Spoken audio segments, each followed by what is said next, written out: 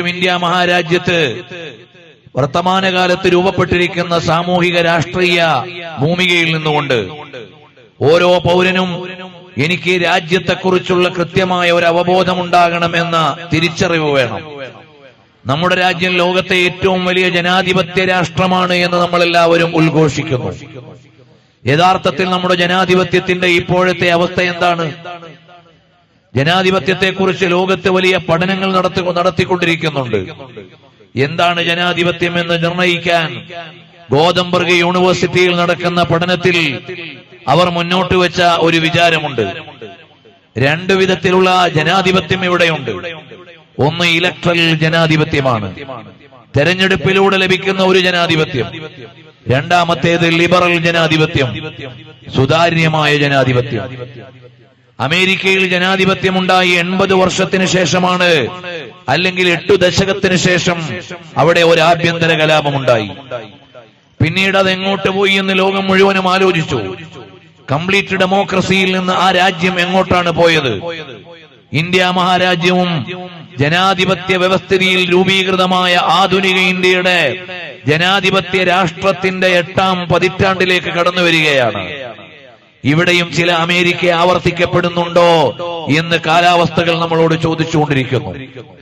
രാഷ്ട്രീയ നിരീക്ഷകന്മാര് പറഞ്ഞത് ഒരു ഇലക്ട്രൽ ജനാധിപത്യമുള്ള രാജ്യം എങ്ങോട്ടാണ് വളരേണ്ടത്? ഒരു ലിബറൽ ജനാധിപത്യത്തിലേക്കാണ്. ഇലക്ട്രൽ ജനാധിപത്യത്തിൽ നേതാക്കന്മാരെ തെരഞ്ഞെടുക്കുന്നതിന് ഇലക്ഷൻ റോളുകൾ ഉണ്ടെങ്കിലും അവിടെ ശക്തമായ മറ്റു ജനാധിപത്യ സ്ഥാപനങ്ങൾ ഉണ്ടാവില്ല.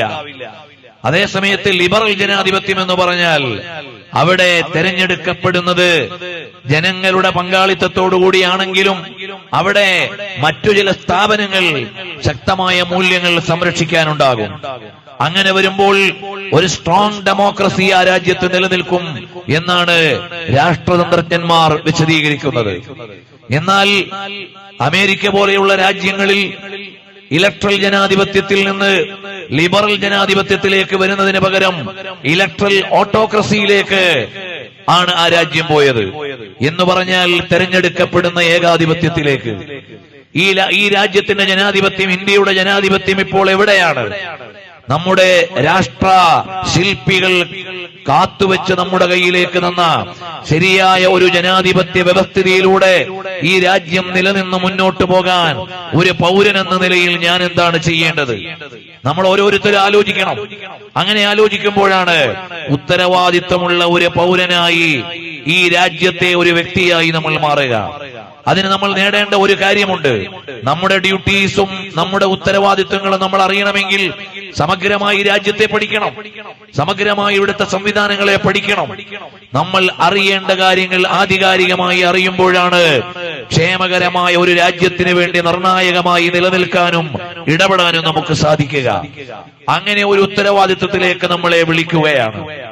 നമ്മുടെ വർത്തമാനകാല രാഷ്ട്രീയം എങ്ങോട്ട് പോയി എന്ന് ചോദിച്ചാൽ കേവലം അധികാര രാഷ്ട്രീയത്തിലേക്ക് രാഷ്ട്രീയം എന്ന മനോഹരമായ ഒരു സംജ്ഞയെ വായിക്കപ്പെടുന്നു.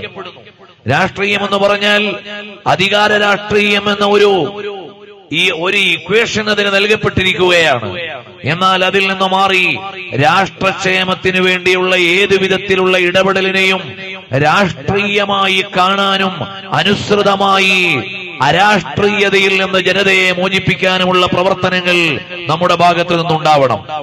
ഇവിടെയുള്ള ഭരണകക്ഷികൾ എപ്പോഴും നിരന്തരമായി നിരീക്ഷിച്ചുകൊണ്ടിരിക്കേണ്ടത് രാജ്യത്തിന്റെ അടിസ്ഥാന മൂല്യങ്ങളെ സംരക്ഷിച്ചുകൊണ്ട് എങ്ങനെ പോകാമെന്നാണ്.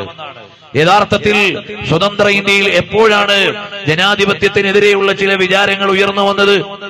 1970-കളിൽ ഇന്ത്യ മഹാരാജ്യം ജനാധിപത്യത്തിന്റെ ചില മൂല്യങ്ങൾക്കെതിരെ ചില ചോദ്യങ്ങൾ ഉയർത്തി. അത് എപ്പോഴായിരുന്നു എന്ന് രാഷ്ട്രതന്ത്രജ്ഞന്മാർ വിലയിരുത്തി. അത് വികസനം എന്നൊരാശയത്തിന്റെ മുന്നിൽ നിന്നുകൊണ്ടായിരുന്നു. ഈ രാജ്യത്തെ വികസനത്തിലേക്ക് കൊണ്ടുവരണമെങ്കിൽ അടിസ്ഥാനപരമായ ചില മൂല്യങ്ങളെ ഹനിക്കേണ്ടതുണ്ട് എന്ന് ആരൊക്കെയോ പഠിപ്പിച്ചതുപോലെ ഇന്ത്യ പോലെയുള്ള ഒരു രാജ്യത്തിന് അമേരിക്ക പോലെയല്ല, മറ്റേതെങ്കിലും ഒരു രാജ്യം പോലെയല്ല, ഇലക്ട്രൽ ഓട്ടോക്രസിയിൽ നിൽക്കുന്ന സിംഗപ്പൂരിന്റെ രാഷ്ട്രീയ അവസ്ഥയല്ല ഇന്ത്യക്കുള്ളത്.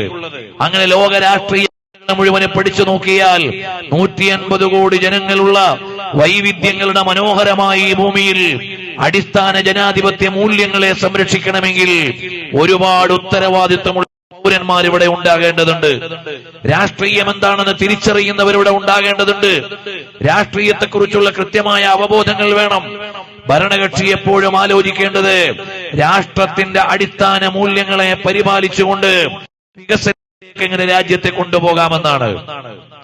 പ്രതിപക്ഷം എപ്പോഴും ആലോചിക്കേണ്ടത് എങ്ങനെയെല്ലാം ഭരണപക്ഷത്തെ ഇറക്കാമെന്നല്ല, എങ്ങനെയെല്ലാം ഭരണപക്ഷം കൊണ്ടുവരുന്ന പദ്ധതികളെ പരാജയപ്പെടുത്താമെന്നല്ല, എങ്ങനെയെല്ലാം ഭരണപക്ഷത്തിന്റെ ആശയങ്ങളെ ഹനിക്കാമെന്നല്ല, മറിച്ച് രാജ്യത്തിന് ക്ഷേമകരമായ പദ്ധതി ഭരണകൂടം കൊണ്ടുവന്നാൽ അതിനെ കക്ഷി നോക്കാതെ സപ്പോർട്ട് ചെയ്യാനും ആരോഗ്യപരമായ സംവാദങ്ങളിലൂടെ വികസനങ്ങളെയും പദ്ധതികളെയും ജനക്ഷേമകരമാക്കാനുമുള്ള ക്രിയാത്മക ഇടപെടലുകളുള്ള പ്രതിപക്ഷം ഉണ്ടാവണം.